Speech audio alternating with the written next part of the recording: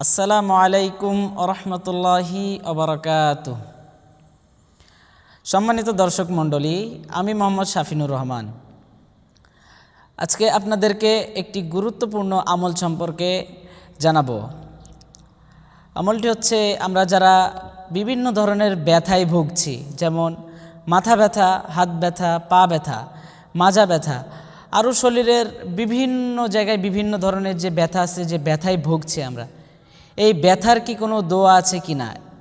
জি ভাই, রাসূলুল্লাহ সাল্লাল্লাহু আলাইহি ওয়াসাল্লামের কাছে একদিন এক সাহাবী এসে বললেন, ইয়া রাসূলুল্লাহ, আমার শরীর ব্যথা।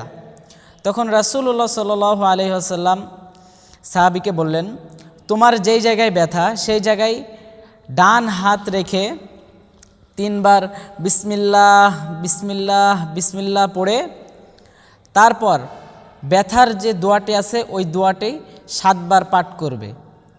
তো ব্যথার দোয়াটি হচ্ছে, আউযু বিল্লাহি ওয়া কুদরতিহি মিন শাররি মা আজিদু ওয়া উহাজিরু।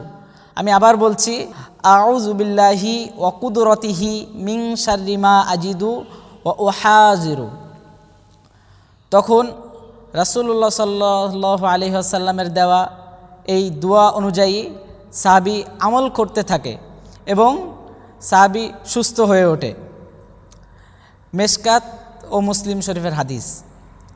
তাই আসুন, আমাদের যে শরীরে যে ব্যথা আছে আমরাও এই দোয়ার উপরে আমল করতে থাকি, তাহলে আমাদের শরীরের ব্যথা ইনশাল্লাহ ভালো হয়ে যাবে।